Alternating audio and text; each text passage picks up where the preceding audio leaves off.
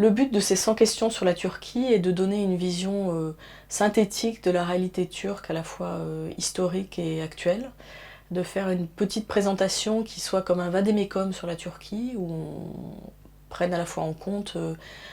des aspects historiques, des aspects sociaux, culturels, économiques, diplomatiques aussi, puisque l'IFRI est un institut de relations internationales. Et c'est un petit livre qui, en principe, du fait de la brièveté de ses entrées, est facilement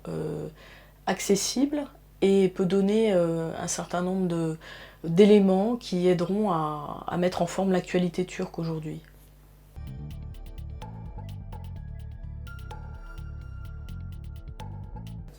Quand on a commencé à travailler sur la Turquie à l'IFRI, c'était un pays qui était en pleine mutation. L'AKP était au pouvoir depuis quelques années, avait déjà posé les bases de beaucoup de changements sociaux, politiques et diplomatiques en Turquie. Le pays était entré dans une phase de libéralisation, la société turque était en train de s'ouvrir, l'économie turque connaissait une très forte croissance. Les partenariats avec la Turquie étaient aussi en train de changer, puisqu'on était dans une phase de relatif optimisme sur l'adhésion de la Turquie à l'Union européenne. Et la relation bilatérale franco-turque était aussi en train de se consolider, de s'épanouir. 10 ans plus tard, il est très impressionnant de voir que la Turquie est sur un trend beaucoup plus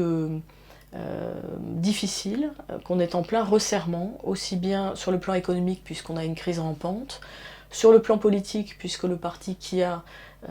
paradoxalement libéralisé le pays aujourd'hui est reparti sur au contraire une pente autoritaire, avec une extrême personnalisation du régime, avec un président de la République qui se veut tout puissant et qui est sur le point de faire passer un référendum constitutionnel qui lui donnera pratiquement les pleins pouvoirs. Sur le plan diplomatique, la Turquie, qui avait réussi à s'imposer comme une puissance sur le plan régional et également sur le plan international, est en plein retrait diplomatique. C'est aujourd'hui un pays qui est confronté à ses frontières à des conflits extrêmement importants,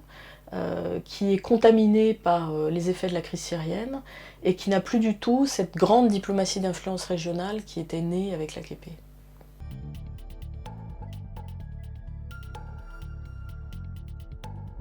On sait que Ahmet Davutoğlu, l'ancien ministre des Affaires étrangères et Premier ministre, qui avait été l'artisan de la nouvelle vision de politique étrangère turque, a été limogé au mois de mai 2016 par Tayyip Erdoğan. Peut-être parce qu'on avait vu l'échec de la grande vision régionale de Davutoğlu, qui avait cherché à replacer la Turquie au centre du monde et à lui donner une très grande diplomatie d'influence qui reposait essentiellement sur le soft power. Or, la Turquie aujourd'hui est dans un environnement régional qui est extrêmement conflictuel et elle veut jouer un rôle de puissance qui implique aussi éventuellement de pouvoir intervenir militairement, ce qu'elle fait en Syrie depuis l'année dernière. La Turquie est engagée dans des conflits où elle doit défendre tout d'abord ses intérêts. La crise syrienne est très frappante à cet égard, puisque on ne sait pas très bien si aujourd'hui la Turquie est alignée vraiment sur la coalition anti-Daesh, ou si son premier souci est finalement d'empêcher l'émergence d'une zone autonome kurde en Syrie, qui pourrait éventuellement avoir un effet d'attraction sur les Kurdes de Turquie. Depuis l'année dernière, on sait aussi qu'à la suite de ce coup d'État manqué en Turquie, la Turquie s'est beaucoup rapprochée de la Russie, ce qui inquiète beaucoup l'OTAN, ce qui complique énormément la vision stratégique à moyen terme des Occidentaux dans la région. Quant à la relation avec l'Union européenne, elle a beaucoup changé. Le point tournant sur le plan politique, c'est peut-être 2013, avec les grandes mobilisations de Gezi, auxquelles le gouvernement turc a répondu par la force dans un premier temps, et qui ont été comme une sorte de début d'opposition civile en Turquie dont aujourd'hui on ne voit plus la trace, notamment dans l'après-coup d'État manqué. Et depuis ce moment, l'Union européenne s'interroge sur l'itinéraire politique de la Turquie, le respect des libertés fondamentales, la question des minorités, la persistance tout simplement d'un véritable état de droit en Turquie, qui sont évidemment des préalables indispensables à l'entrée dans l'Union européenne. Sur cette situation politique dégradée, est venue se greffer la question des réfugiés syriens, qui est finalement devenue une sorte d'élément de négociation permanent et de chantage en réalité de la Turquie à l'égard des Européens, puisque les Turcs accueillent sur leur sol 3 millions de réfugiés syriens, ce qui est considérable, extrêmement important, qu'une partie d'entre eux souhaiterait venir en Europe et que l'Europe a finalement institué la Turquie comme le gardien de ses frontières. Or, il n'est pas évident que la Turquie ait envie de jouer ce rôle, ni qu'elle soit en mesure de le jouer à moyen terme.